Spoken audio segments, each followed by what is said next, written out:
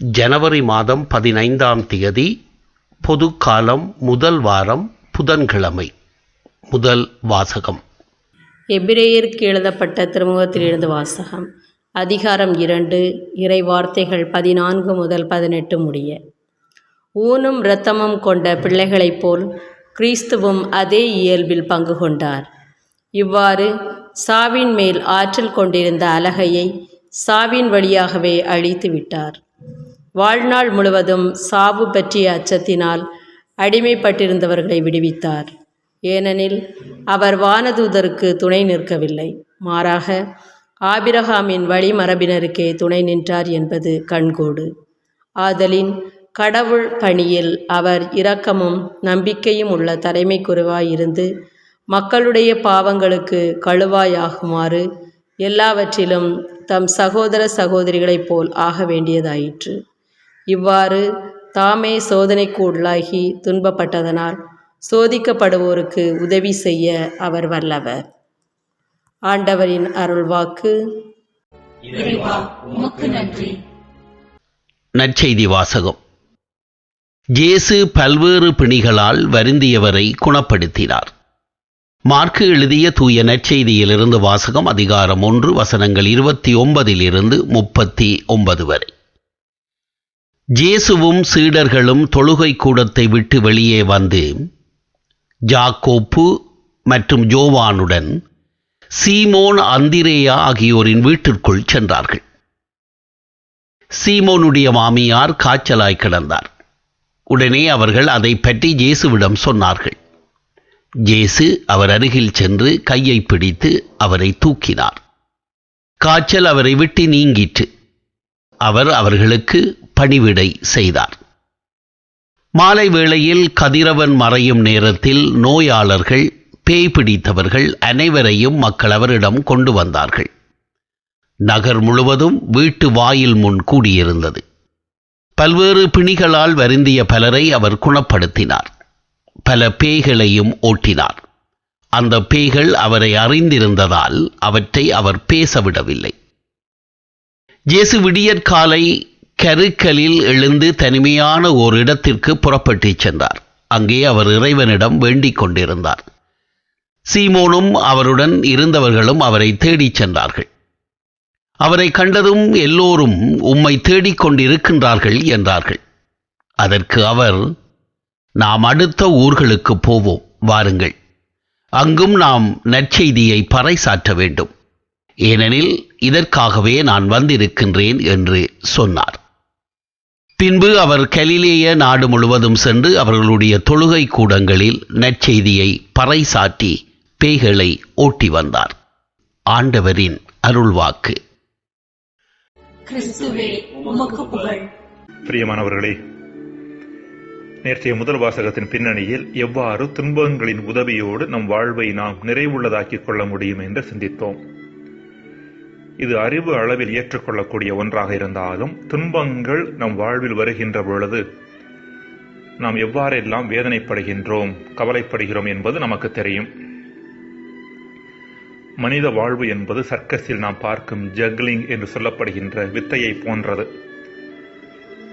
ஒரு நபர் ஒரே நேரத்தில் 5 பந்துகளை மாற்றி மாற்றி அந்தரத்தில் தூக்கி போட்டு ஒன்றையும் கீழே விழாமல் பிடிப்பதை நாம் பார்த்திருப்போம்.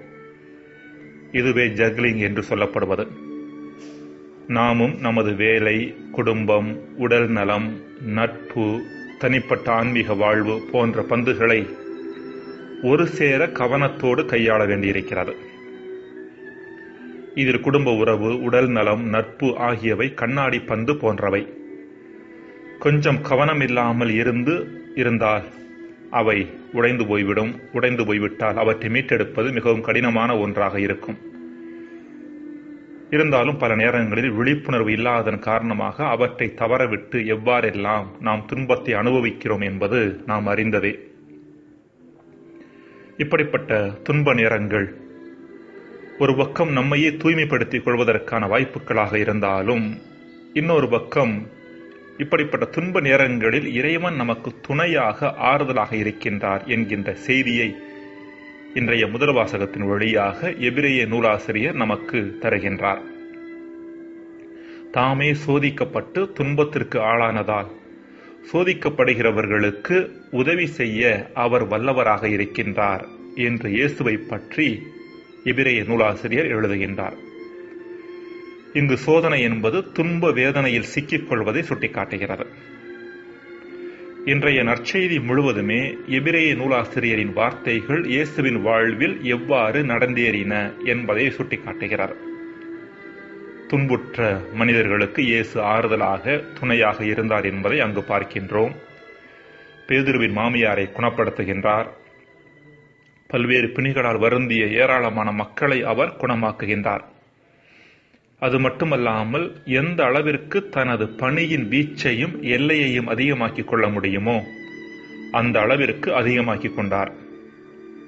எனவேதான் நாம் அடுத்த ஊர்களுக்கு போவோம், வாருங்கள், அங்கும் நான் நற்செய்தியை பறைசாற்ற வேண்டும், ஏனெனில் இதற்காகவே நான் வந்திருக்கிறேன் என்கின்றார்.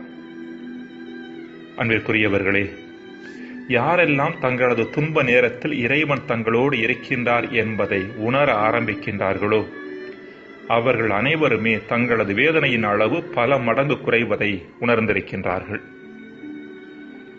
எனவே துன்பங்கள் மட்டில் நமது அணுகுமுறை இரண்டாக இருக்க வேண்டும். ஒன்று, துன்ப நேரத்தில் இறைவன் நமக்கு துணையாக இருக்கின்றார் என்பதை உணர்வது, அனுபவிப்பது.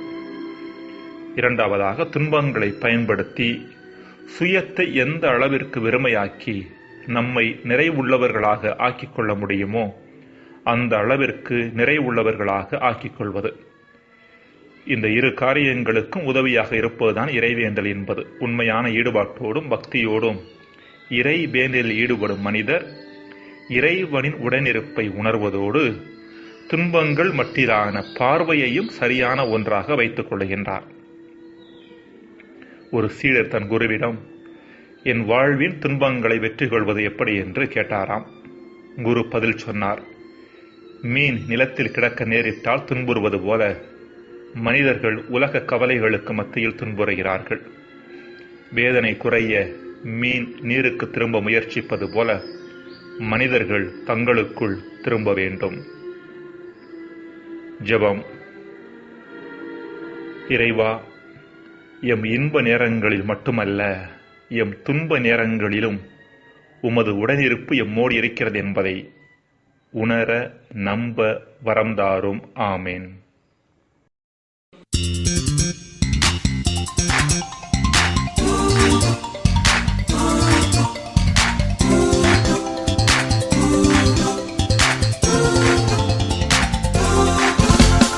ஆர்ப்பரித்து பாடுவோம், அகமகிழ்ந்து வாழ்த்துவோம். ஆண்டவர் நம் நடுவில் அதிசயங்கள் செய்கிறார். ஆர்ப்பரித்து பாடுவோம், அகமகிழ்ந்து வாழ்த்துவோம். ஆண்டவர் நம் நடுவில் அதிசயங்கள் செய்கிறார்.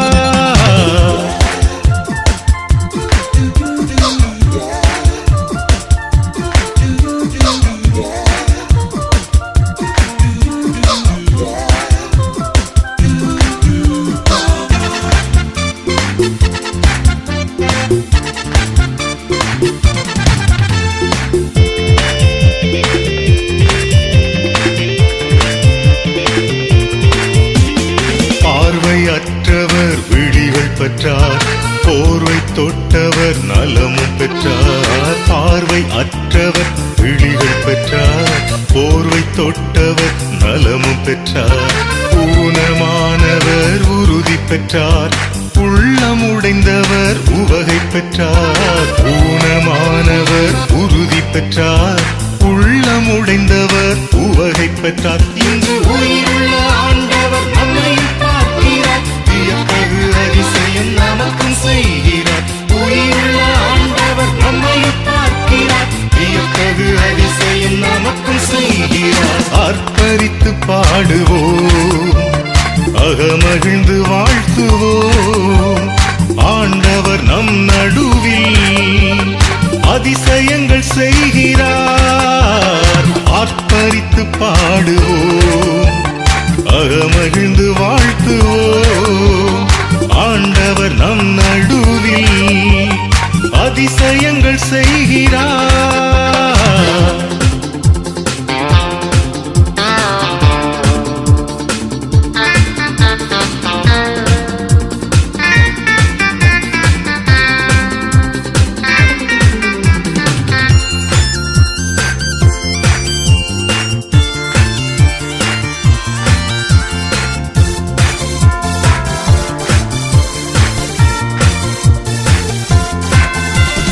பசியில் உழன்றவர் உணவு பெற்றார், பாவம் புரிந்தவர் பாசம் பெற்றார். பசியில் உழன்றவர் உணவு பெற்றார், பாவம் புரிந்தவர் பாசம் பெற்றார். இறந்து போனவர் உயிரை பெற்றார், இறந்து வந்தவர் எல்லாம் பெற்றார். இறந்து போனவர் உயிரை பெற்றார், இறந்து வந்தவர் எல்லாம் பெற்றார். இன்று உயிருள்ள ஆண்டவர் நம்மை பார்க்கிறார், வியத்தகு அதிசயம் நமக்கும் செய்கிறார். உயிருள்ள ஆண்டவர் நம்மை பார்க்கிறார், வியத்தகு அதிசயம் நமக்கும் செய்கிறார். பார்ப்பரித்து பாடுவோம், அகமகிழ்ந்து வாழ்த்துவோம். ஆண்டவர் நம் நடுவில் அதிசயங்கள் செய்